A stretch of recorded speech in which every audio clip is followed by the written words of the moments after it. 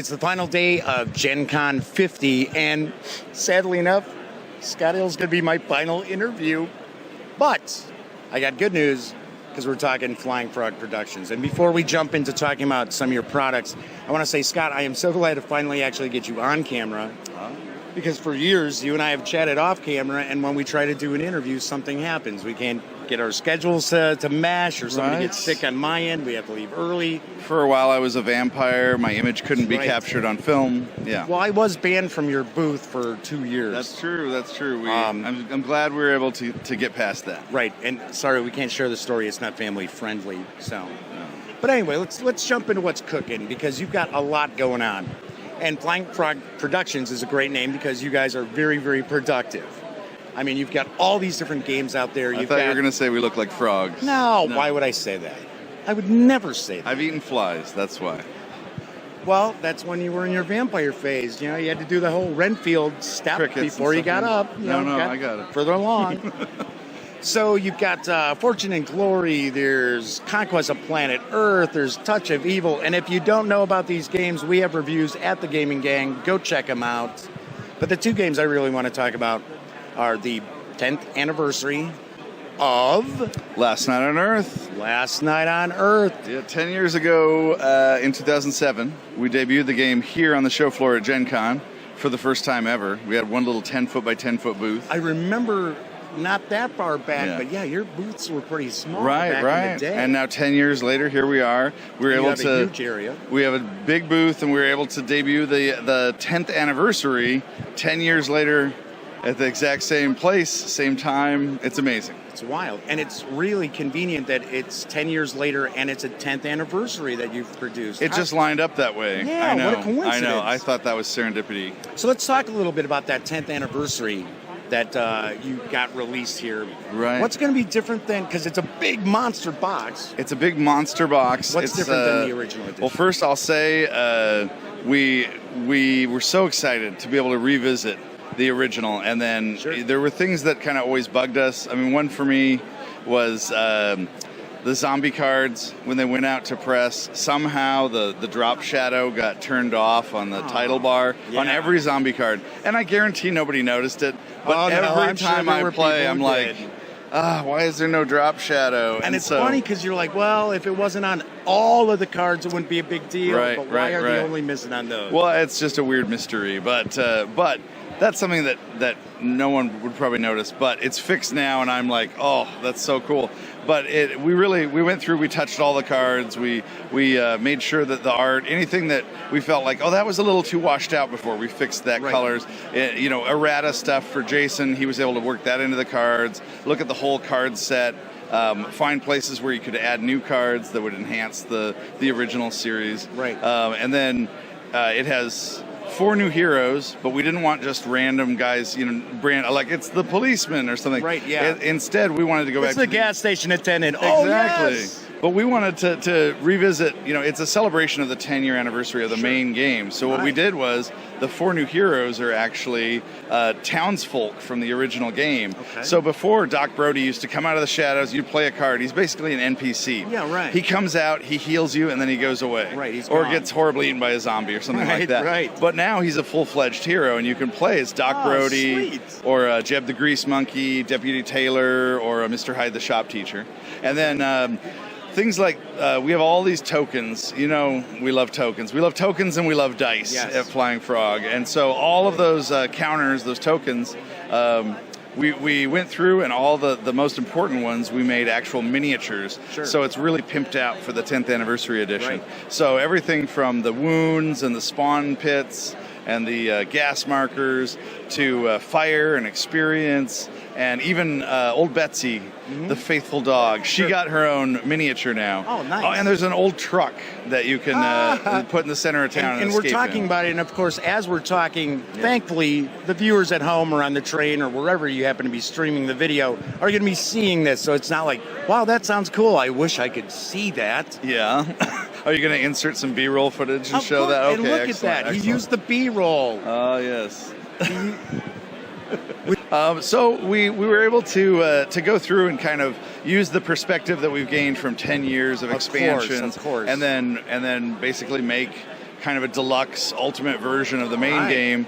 Now, we don't want this to replace the main game. Correct. The idea we're going is to talk a little bit about the exclusivity of this new anniversary edition. Well, we wanted everybody who is a fan of the game and wants to get the special edition to be able to get one, but we also didn't want to replace the old one. Right. And so the deal is we made one print run only. And how big is that print run? It's 6,000 copies. And so, I mean, there's 6,000. It's not It's not like it's that tight, but if you want one, you should get one because I think by the end of the year, certainly, well, not by the end of 2017, but within a year. Within a year. Probably by next Gen Con. Maybe even 6 months. Like, I think it will be gone. And then we aren't ever printing it again. And so this is your chance to get it. And as far as making it limited, act now. That's act now. Sunday. So book and drag stripper or whatever. Exactly. So each one actually has a laser hologram sticker on the back with our Flying Frog logo. Cool. It turned out really awesome. We were so excited about getting a laser sticker. And then a handwritten note from you personally. No. So you had to write 6,000. No, this isn't handwritten anymore. This one's professionally printed. And then it actually is on the sticker. It's numbered.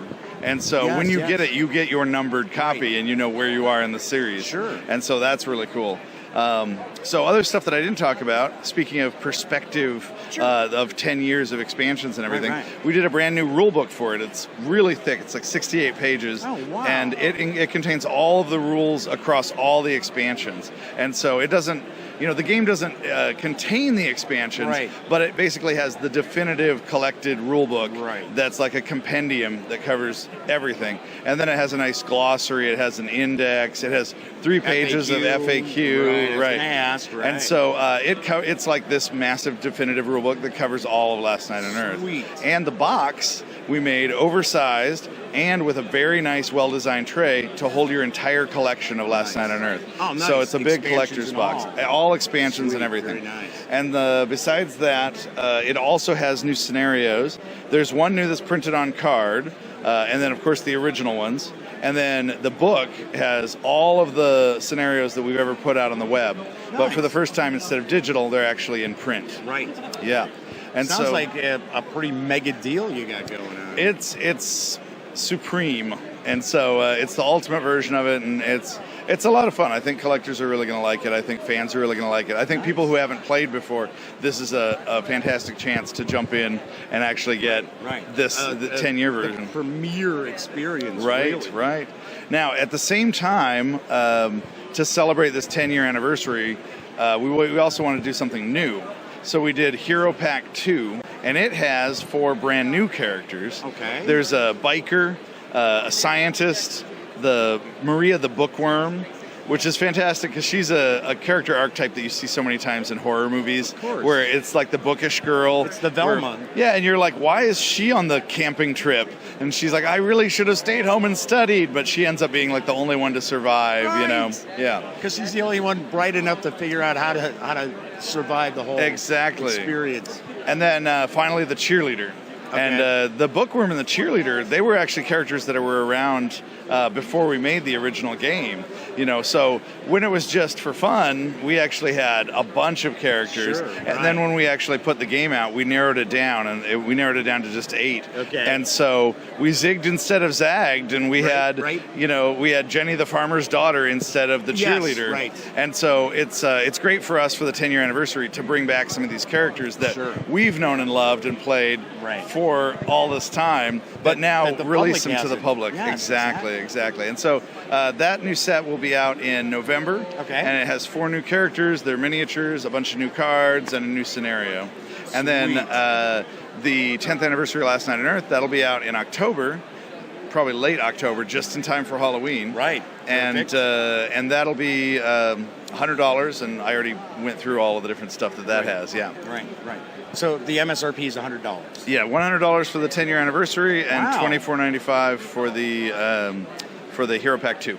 And taking a look just at what's in the box, and even just talking about the box, that's a very fair price, in my opinion. It should have been more than that, but we kind of capped it because we didn't want we were like, well, let's just have less of a margin on that, Right, so right. that more people can get it. The idea is not to gouge people; it's to celebrate 10 years of Last Night on Earth and make something really cool that people would be proud of and excited about. So let's celebrate a massive game for you guys, Okay. which I kind of have a feeling that when you originally released it, the success of it kind of maybe a little bit came out of the blue for you. Right. Shadows of Brimstone. Shadows of Brimstone. We launched a Kickstarter for it, and if we had done it as a normal game like our others, we would have done just one core set. Sure. And then by now, we might have 2 expansions. Sure.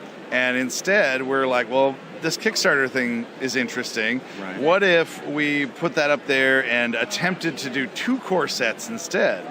And so we did.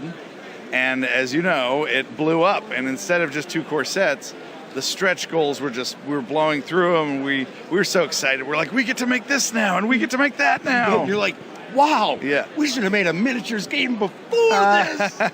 Look at this. Well, I think there's a lot of reasons why it resonated with people. I mean, first of all, Dungeon different. Crawl is really cool. Right. And it's different. And it's coming The together. setting is different, yeah. Well, yeah, I mean, dungeon crawls, by definition, are in a dungeon and Right. usually a fantasy setting. Right. And every single one I've ever played, you've got your magic user and your barbarian and your, elf archer and whatever. And so it's kind of cookie cutter. Of Right, course, and we wanted to turn it on its ear and do a completely different theme.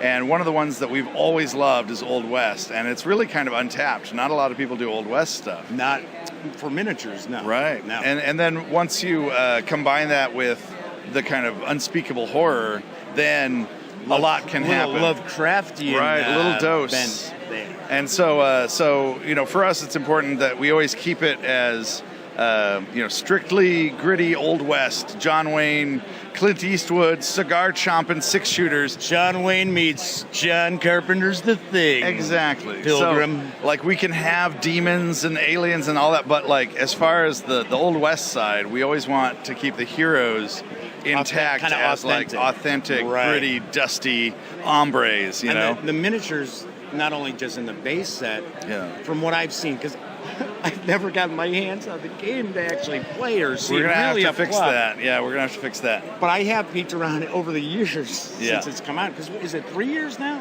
I think so. Yes. And you always have them in the cases and stuff, and they're just gorgeous. And I'm a big miniatures Well, fan. thank you. That means a lot. And I'm like, wow, for a company that wasn't known for doing miniatures games, spectacular work.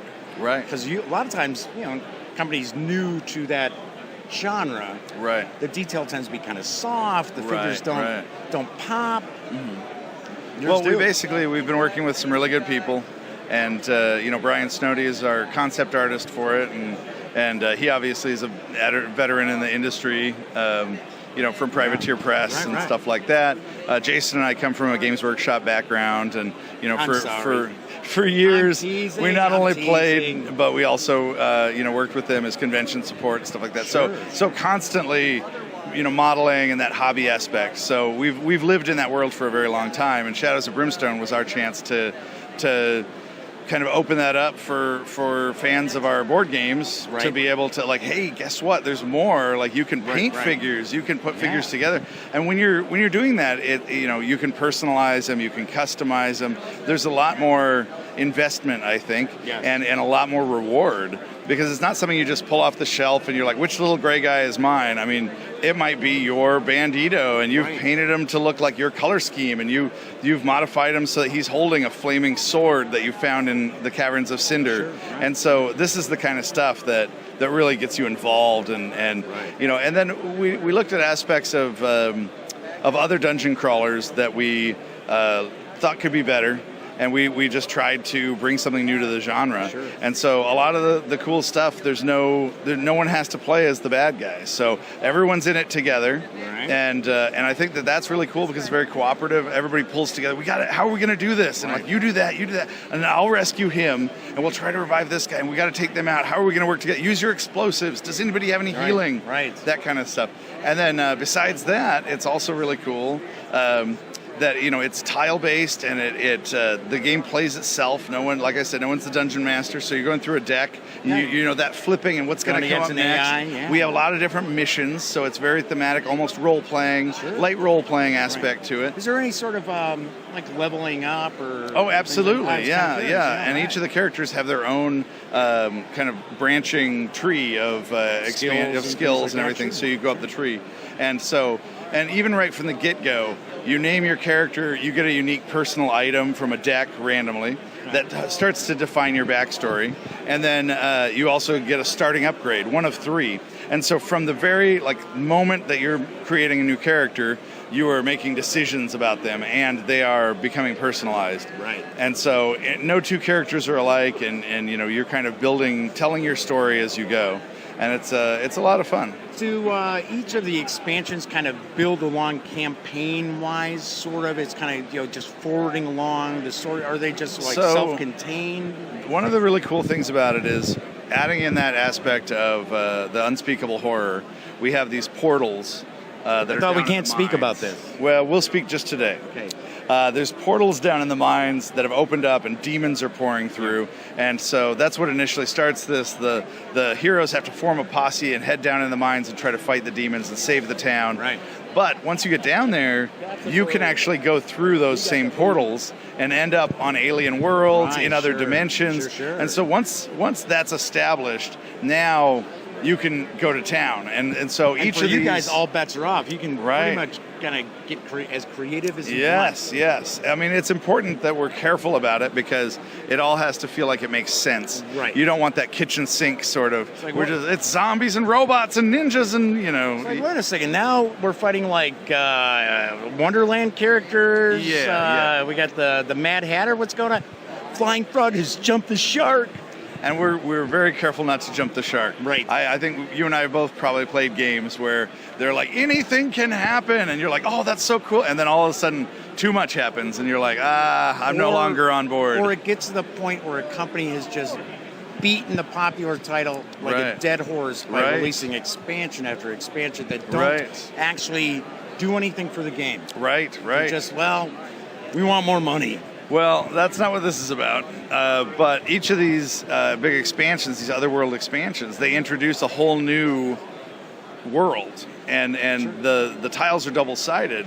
So every single one of these that you get, you flip those tiles over, and it basically, adds to the mine stuff that you can play too. So it's more of the Old West, but a brand new world you can explore. That includes an entire new set of encounters. That's all this new artifacts and gear you can get out in this other world, new enemies that you're fighting, all these new missions.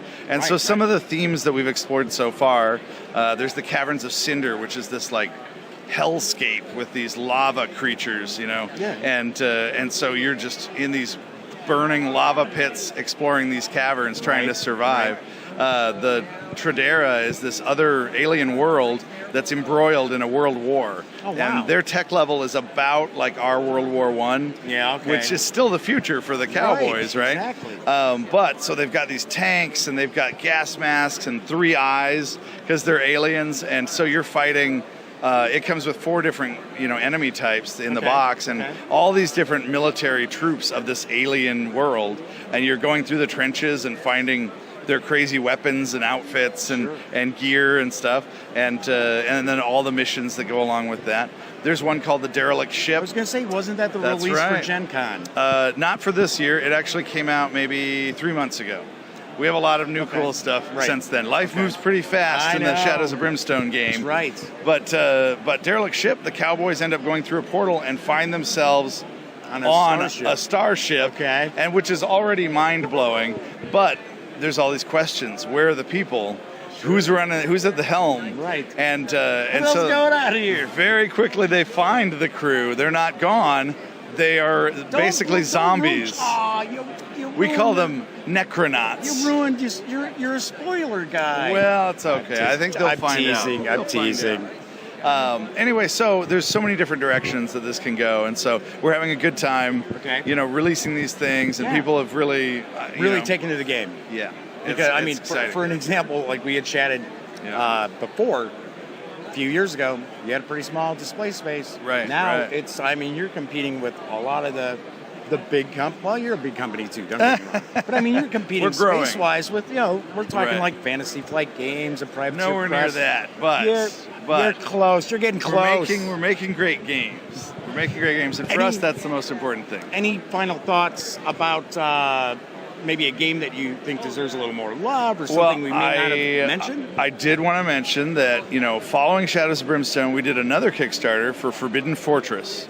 And basically, it's the same rules set as Shadows of Brimstone, but it takes place in feudal Japan instead of the Old West. Okay. And so you get to play as a samurai or an assassin or a geisha or a soldier. Sure. And then there's all these Japanese mythology, demons and creatures and stuff. But it uses all the same rules, and so they're fully compatible. And there's still the same void portals that you can go through. So if you already have Shadows of Brimstone, you can now go through a portal and end up in feudal Japan with your cowboys. You can go through a portal and end up in the belly of the beast, which is another world that comes with Forbidden Fortress.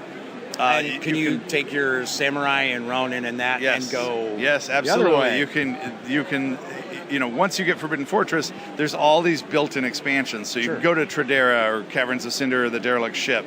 You can go to the Old West. You can have mixed posses.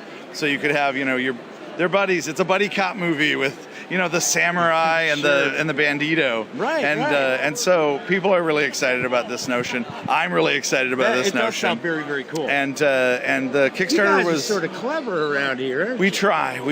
Anytime we can do something cool, we do if we can. Financially, right? Yes. Yeah. And it's usually what holds companies back. Yeah. Well, the Kickstarter did very well. It unlocked all these stretch goals. There's tons of stuff, and I just wanted to let your viewers know that there's still one last chance they can get in on it. Even though it was from last year, we actually have late pledge that's still open. Okay. Probably for another month. And I'll make sure folks will be seeing that on the lower third scrolling across the bottom. But basically, they could go to the Kickstarter page and look for the Forbidden Fortress. And if not, they could also look on our website, flyingfrog.net. Sure. Yeah. I've got one last question for you, Absolutely. Scott. What do you got? And I've asked everyone that I've interviewed this question. Okay. Okay, so if I have to cut here, I will. Because I don't remember if I mentioned this to you before when I told you we were going to do the interview. Okay. Your favorite Gen Con memory. Okay. Oh, okay. So it's going to maybe take you a second. And I'll be overlaying some of the Fortress video over this cut so people don't see it's an obvious cut. Okay. Got one? Yeah, sure. Okay. So the question I would have for you, Scott Hill, you've been coming to Gen Con for quite some time. Right. What's one of your favorite memories of Gen Con to celebrate the 50th Gen Con? That is very tough. I have many. Every single Gen Con has been memorable, good and bad memorable. One time I was sick as a dog. It was horrible. Good memories? Yes. Weren't you sick when you went to Essen? Did you get sick? Yes. You don't travel well. I shake a lot of hands. And then I lick my hand. Oh, okay. Well, the shaking hands is okay. The licking part, probably not. Well, I should point out for anybody who's shaking my hand, I only lick after I shake, not before. You're okay. You're okay. So as far as good memories... Wait, now we're getting your germs from your mouth. No, the other way around. I shake first, then I lick. Oh, got it. Shake, then lick. Anyway, okay, so your favorite memory? So my favorite memory... there's been a bunch, but a new one from this year. Okay, yeah. We actually, on Thursday, we had a couple at our booth that got engaged. Oh, wow. And they're huge fans of our game. And the guy actually made a Shadows of Brimstone card of a ring. And then he had us slip it into the demo. And they got engaged at our booth at the show floor. That's amazing. Awesome. I mean, unbelievable. That is fantastic. That is a great... I'm not going to rank everybody's memories, but that's one of the top ones I've heard so far. It's pretty special. And for us to be part of that, I mean, that's amazing. And Gen Con's always special. And Flying Frog Productions is special. Absolutely. And Scott, you're and special it's all too. part of the magic of Gen Con 50. It is. It's actually part of the magic of Gen Con every year. This is true. My favorite show. Everybody knows it. I make no bones about it. But Scott Hill, I know you are super busy, and we've chatted, and I'm so glad we finally got on camera to talk. All right. Thanks a lot. All right.